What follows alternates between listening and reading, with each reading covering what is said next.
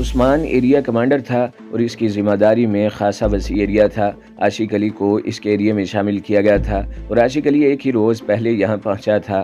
عثمان نے اسے کسی ایکشن میں بھیجنا تھا۔ وہ عاشق کو اچھی طرح ٹھوک بجا کر دیکھ رہا تھا، اسے اپنے ہاں ہی رکھ لیا تھا۔ ابھی عاشق کسی ایکشن میں شامل نہیں ہوا تھا۔ اس طرح یہ اتفاق ہوا کہ عاشق علی یہیں تھا اور میں پہنچ گیا۔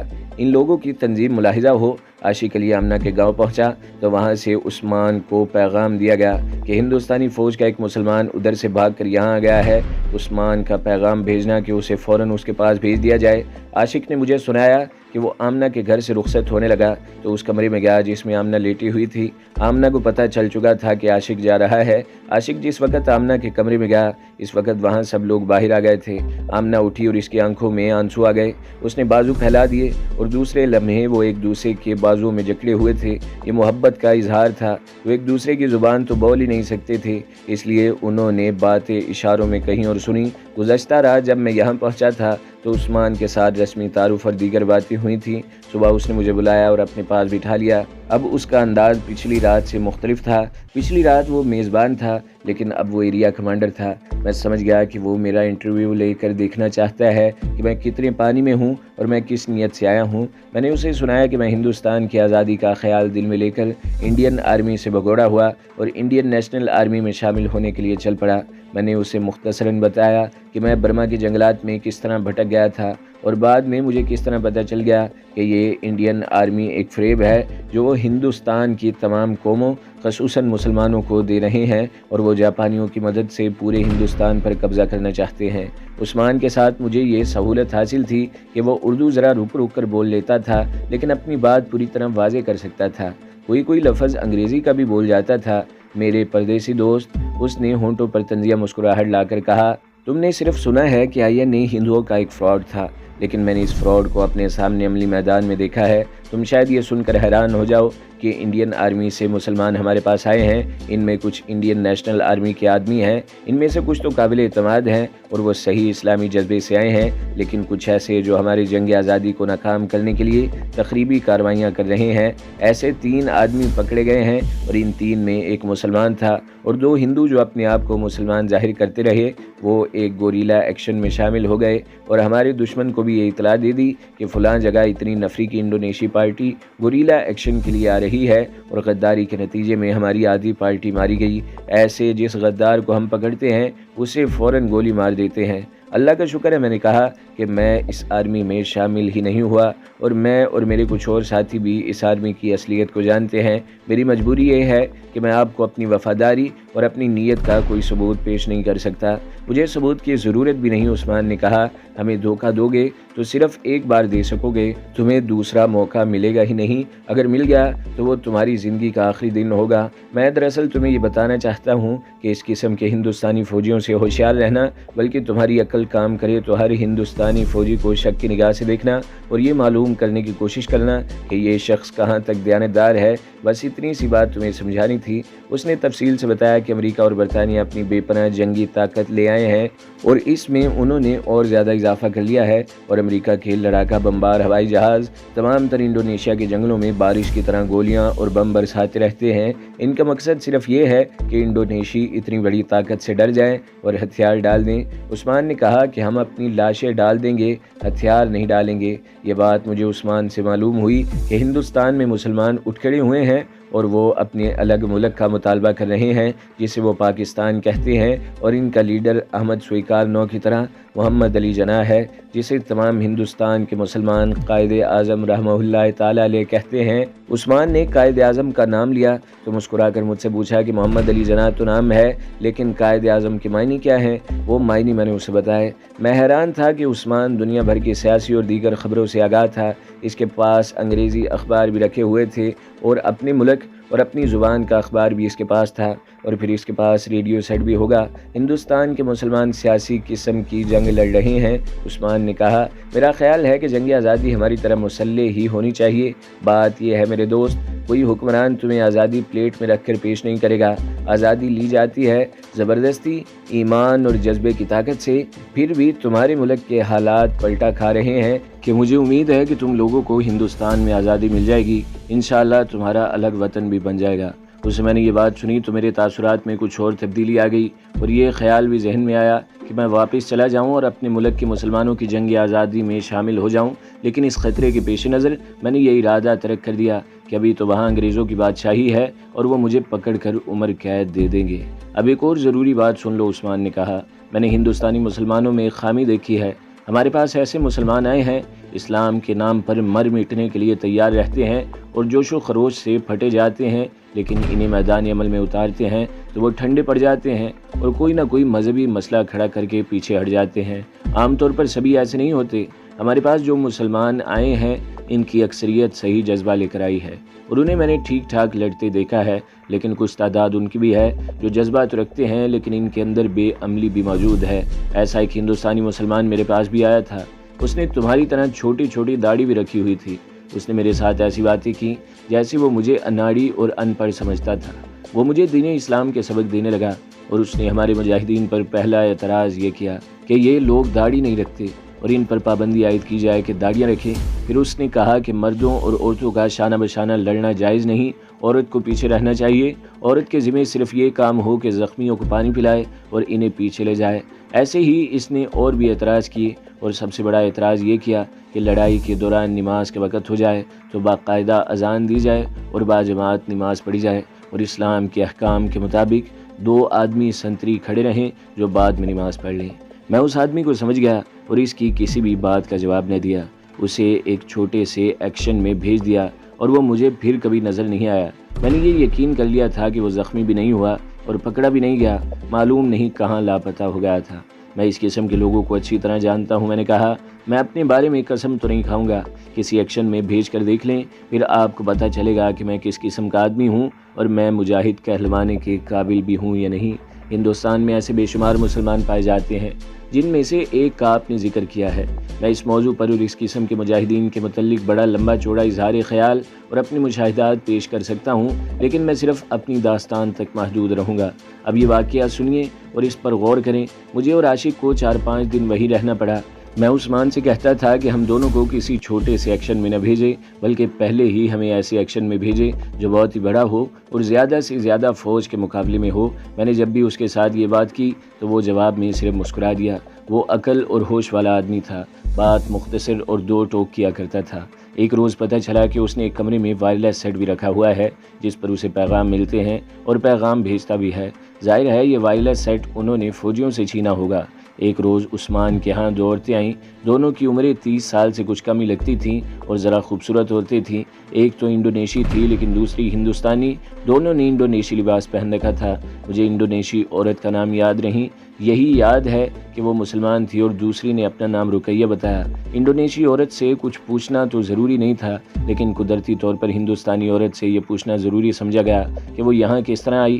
اس ہندوستانی عورت رقیہ نے بتایا کہ اس کا خامند انڈونیشیا کے مرکزی شہر جکارتا میں کپڑے کا کاروبار کرتا تھا۔ جنگ آزادی شروع ہوئی تو وہ بھی اس میں شامل ہو گیا اور ابتدا ہی میں پکڑا گیا۔ اسے جیل میں بند کر دیا گیا اور اس کے بعد اس کا کچھ پتہ نہ چلا۔ اس کے بھائیوں نے کاروبار پر قبضہ کر لیا اور رقیہ کو بے دخل کر دیا۔ رقیہ جوان لڑکی تھی اور خوبصورت بھی۔ ایک انڈونیشی نے اس کے ساتھ شادی کر لی لیکن 1.5 سال بعد وہ مر گیا۔ اس کے بعد رقیہ نے شادی نہ کی اور 2 مسلمان گھرانوں نے اسے اپنی پناہ میں لے لیا۔ اسے جب پتہ چلا کہ انڈونیشیا کے لوگ مسلح جنگ آزادی لڑ رہے ہیں اور اس میں لڑکیاں بھی شامل ہوتی ہیں تو وہ بھی اس جہاد میں شامل ہونے کے لیے آ گئی۔ اس نے 3-4 گوریلا ایکشن سنائے اور بتایا کہ وہ ان میں شامل تھی اور باقاعدہ لڑی تھی۔ پھر اس نے خاصی لمبی کہانی سنا کر کہا کہ آخر وہ یہاں سے 15 میل دور ایک گاؤں میں آ کر آباد ہو گئی اور اس کے بعد کسی ایکشن میں شریک نہ ہوئی۔ اس کے ساتھ جو انڈونیشی عورت تھی اس نے رقیہ کے بیان کی تصدیق کی اور یہ بھی بتایا کہ وہ بھی 2 گوریلا کارروائیوں میں شامل ہوئی تھی۔ اس عورت نے رقیہ کو اپنے گھر میں رکھ لیا تھا۔ اس گاؤں میں ان کی بڑی ٹھیک ٹھاک گزر بسر ہو رہی تھی، لیکن فوجیوں نے اب وہاں جینا حرام کر دیا۔ میں ان دونوں کا پورا بیان نہیں سنا رہا، صرف یہ بتا رہا ہوں کہ دونوں کے بولنے کا انداز ایسا تھا کہ سننے والے کو متاثر کرتا تھا۔ वो मसला ये लेकर आई थी कि 15 मील दूर इनका छोटा सा गांव है जिसमें जवान लड़कियां कुछ ज़्यादा ही हैं। उन्होंने बताया कि वहां से 3-4 मील दूर एक फ़ौजी कैंप है। इस कैंप में से हर रात 6-7 फौजी आ जाते हैं और धमकियां देकर तलाशी के बहाने घरों में घुस जाते हैं और लड़कियों के साथ छेड़छाड़ करते हैं। उन्होंने ये भी बताया कि वो जिस औरत या लड़की को पकड़ते हैं उसे इस तरह डराते हैं कि रिवॉल्वर या राइफल की नाली इसके सर के साथ लगा कर कहते हैं कि कपड़े उतार दो। इन दोनों औरतों ने ये भी बताया कि गांव में 2 घर विलनेजरियों के हैं। दोनों घरों में शराब बड़ी वाफिर मिकदार में होती है और उन्होंने बाकायदा शराब खाने खोल रखे हैं। फौजी वहां आकर शराब पीते और गांव में मनमानी करते हैं। लोग वहां से भाग जाने के सिवा कुछ भी नहीं कर सकते, लेकिन कोई भी वहां से भागने की कोशिश करता है तो गांव से दूर या नज़दीक फौजी इसे पकड़ लेते हैं और वापस गांव ले आते हैं। ज़्यादातर तो लड़कियों के वालिदैन वहाँ से निकलने की कोशिश करते हैं, लेकिन इन्हें निकलने नहीं दिया जाता। आप सिर्फ ये बताएं कि आप चाहती क्या हैं, उस्मान ने उससे पूछा। अपनी हिफाजत के सिवा हम और कुछ नहीं चाहती, इंडोनेशियाई औरत ने जवाब दिया। अगर आपको हमारी और गांव की लड़कियों की इज्जत का कुछ ख्याल है तो एक रात अपने आदमी वहां भेजें जो गांव में आए हुए फौजियों के खिलाफ कोई शदीद कार्रवाई करें। हम दोनों भी 2-2, 3-3 मरतबा इन फौजियों के हाथों बेआबरू हो चुकी हैं। ये बात कहते हुए इस औरत के आंसू निकल आए। ये मुझे बाद में पता चला था कि ये शिकायत वहाँ आम थी जिस गाँव के करीब फौजी आकर डेरे डालते थे। इस गाँव में वो ऐसी ही बदतमीजियाँ करते थे। इंडोनेशियाई मुजाहिदीन को इतला मिलती तो वो कोई ना कोई कार्रवाई करके इस गांव को महफूज करते या वहाँ की सारी आबादी को किसी और गांव में मुंतकिल करके इस गांव को जो खाली हो चुका होता आग लगा देते। ये 2 औरतें वैसी ही शिकायत लेकर आई थीं जिस पर उस्मान को ज़रा सा भी शक न हुआ, ना इसने कुछ ज़्यादा सोचने की ज़रूरत महसूस की। इन औरतों ने 3 दिनों बाद की रात बताई और कहा कि उस रात फ़ौज के तमाम अफसर, जिनमें अंग्रेज़ अफसर भी शामिल हैं और हिंदुस्तानी अफसर भी, कोई जश्न मनाएंगे। उन्हें ये बात इन विलनेजरी घरानों में से घराने की एक लड़की ने बताई थी जिन्होंने शराब खाने खोल रखे थे। जाहिर है ये तमाम अफसर शराब पीकर गाँव की लड़कियों को अपने साथ रख लेंगे और इन्हें ख़राब करेंगे। उस्मान ने इनकी यह सारी बात सुनकर इनसे कुछ और पूछा और कुछ हिदायत दी और इन्हें रुखसत कर दिया। इन्हें इत्मीनान दिलाया कि उस रात कुछ आदमी गांव में मौजूद होंगे, लेकिन किसी को पता न चले कि कुछ आदमी आ रहे हैं या आ चुके हैं। उस्मान ने उन दोनों के साथ अपने 2 आदमी भेजे कि इन औरतों का अकेले जाना ठीक नहीं और इसके साथ ये दोनों आदमी गाँव का जायज़ा ले आएँ कि वहाँ का माहौल वगैरह कैसा है और कितने आदमियों की पार्टी काफ़ी होगी और क्या इस पार्टी को गाँव में छुपाना है या गाँव के बाहर जंगल में छुपा कर रखना है। दोनों औरतें फजूल सी घोड़ा गाड़ी पर आई थीं। उस्मान के आदमी साइकिलों पर उनके साथ चले गए। दोनों आदमी शाम के वक्त वापस आए। मैं इतना ही देख सका कि वो वापस आ गए हैं, लेकिन मुझे ये मालूम न हो सका कि उन्होंने उस्मान को क्या रिपोर्ट दी। उस्मान मसरूफ़ आदमी था और उसकी हैसियत एक कमांडर की थी, इसलिए मैं उसके पास ज़्यादा नहीं बैठता था। मैं वही बात सुना सकता हूँ जो अपनी कानों सुनी थी, अपनी आंखों देखी थी। हुआ ये कि अगले रोज़ उस्मान ने मालूम नहीं कहाँ से 20 इंडोनेशी गोरीले इकट्ठे किए। मुझे और आशिक अली को भी उस्मान ने बुलाकर कहा कि हम दोनों इस पार्टी के साथ जाएं। हम दोनों बहुत खुश हुए कि जिहाद में शरीक होने का पहला मौका मिल गया है। मैं आपको ख़ास बात ये बताता हूँ कि उस्मान खुद भी पार्टी के साथ जा रहा था। मुझे बाद में ये पता चला कि इन दोनों औरतों ने उस्मान पर बहुत ज़ोर दिया था कि वो इस पार्टी के साथ ज़रूर आए। मालूम नहीं उन्होंने क्यों ये ज़रूरत समझी थी और उस्मान क्यों साथ चलने के लिए तैयार हो गया था। वो गालबन इस कैंप को अपनी नज़रों से देखना चाहता था जिसके फ़ौजी गांव में आकर बेहुदा हरकतें करते हैं। वो कैंप की नफरी वगैरह देखना चाहता होगा। वजह ख्वाह कुछ भी होती कि उस्मान भी साथ चल पड़ा। हम दोपहर का खाना खाकर चले थे। हमें पैदल उस गांव तक पहुंचना था। उस पार्टी के गोरीलों ने मेरे साथ और आशिक के साथ नहायत ही प्यारा सलूक रवा रखा। सब बारी बारी हमारे साथ चलते और इशारों में कुछ कहते और खुशी का और मोहब्बत का इजहार करते थे। उनमें से एक भी उर्दू नहीं बोलता या समझता था। इनकी हंसी और मुस्कुराहटों में प्यार और अखुवत मौजज़न थी। अगर इलाका मैदानी होता तो 15 मील कोई फासला नहीं था, लेकिन ज़मीन खड्ड नालों से भरपूर थी और टीले टेकरियों का तो कोई हिसाब ही नहीं था। फिर यह घना जंगल था। चंद कदम चलने के बाद रास्ता मुड़ता था और इस तरह फासला बढ़ता ही जा रहा था। हम वहाँ पहुँचे तो सूरज उफक के करीब पहुँच चुका था। उस्मान ने पूरी पार्टी को एक टेकरी के पीछे बिठा दिया और वह खुद आगे गाँव को देखने के लिए चला गया। ये देखभाल रैकी बड़ी एहतियात से करनी थी। एहतियात ये कि गाँव में विलनेजरी भी आबाद थे, उन्हें पता न चले कि गोरीले आ गए हैं या आ रहे हैं। उस्मान उस वक़्त वापस आया जब सूरज गुरूब हो रहा था। वो पार्टी को टेकरी की ओट में एक तरफ ले गया। वहाँ भी ऐसी टेकरियाँ थी और जंगल तो और ज़्यादा घना था।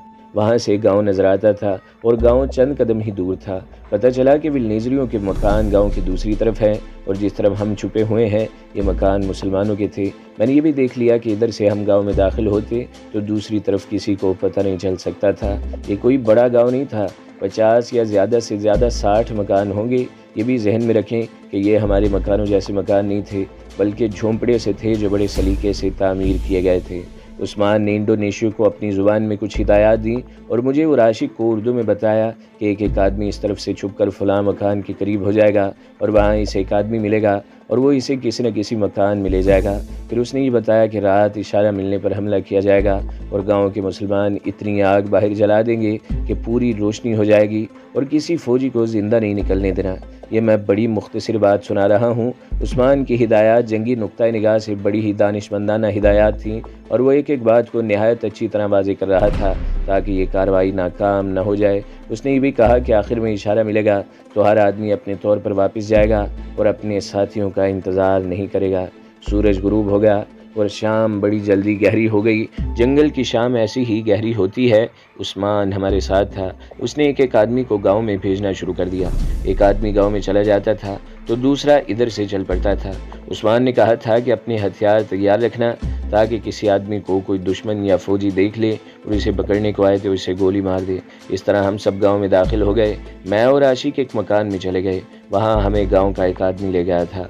अब हम इशारे के मुंतज़िर थे।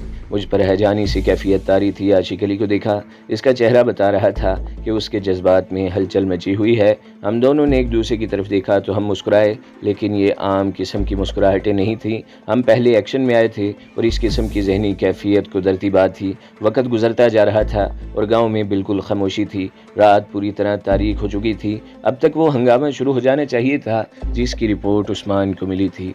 जूं जूं वक्त गुजरता जा रहा था मेरी बेताबी बढ़ती चली जा रही थी। मैंने आशिक से कहा कि ये भी हो सकता है कि गोरीला पार्टी को गांव में दाखिल होते विलनेजरियों ने देख लिया होगा और उन्होंने फौजियों को इतला दे दी होगी कि आज रात गांव में ना आए क्योंकि गोरीले घात में बैठे हैं। आशिक अली ने कहा, फिर तो ये भी हो सकता है कि फ़ौजी चुपके से आकर गांव को मुहासरे में ले लें और हम मारे जाएं। कुछ देर और गुजरी तो उस्मान इस झोंपड़े में दाखिल हुआ जिसमें आशिक अली और मैं बैठे इंतज़ार कर रहे थे। उसने कहा, मालूम होता है कि हम लोग धोखे में आ गए हैं, लेकिन अभी कुछ यकीन के साथ नहीं कहा जा सकता। इस शक की उसने ये वजह बताई कि हिंदुस्तानी औरत तो इसके साथ थी, लेकिन दूसरी जो इंडोनेशी थी वो कहीं गायब हो गई है। उस्मान ने यह भी बताया कि यहाँ कोई शराब खाना नहीं और चंद एक घराने आबाद हैं जिसमें 3-4 विलनेजरियों की हैं। अगर यहाँ अफसरों ने आकर जश्न मनाना होता तो वो अब तक आ चुके होते। यहाँ जश्न का कोई नामो निशान नज़र नहीं आता। उस्मान अभी ये बात कह ही रहा था कि बाहर से बुलंद आवाज़ उठी। कोई आदमी इंडोनेशी ज़ुबान में कुछ कह रहा था। उस्मान ने कहा कि इसका शक ठीक निकला है। फ़ौजियों ने गांव को मुहासरे में ले लिया है और उन्होंने इंडोनेशी ज़ुबान में ऐलान करवाया है कि तमाम मुसलमान गुरीले बाहर आकर हथियार डाल दें, वरना सब मारे जाएंगे और गांव को तबाह कर दिया जाएगा। उस्मान ने यह भी बताया कि इसका नाम लेकर कह रहे हैं कि उस्मान बाहर आ जाए। इसके फ़ौरन बाद उर्दू में ऐलान हुआ कि इंडियन आर्मी के जो 2 हवालदार गांव में हैं वो बाहर आकर अपने आप को फ़ौज के हवाले कर दें तो इन्हें माफ़ कर दिया जाएगा, वरना गांव में ही इन्हें गोली मार दी जाएगी। अब तो कोई शक न रहा कि उस्मान जैसा अक्लमंद कमांडर फंदे में आ गया था।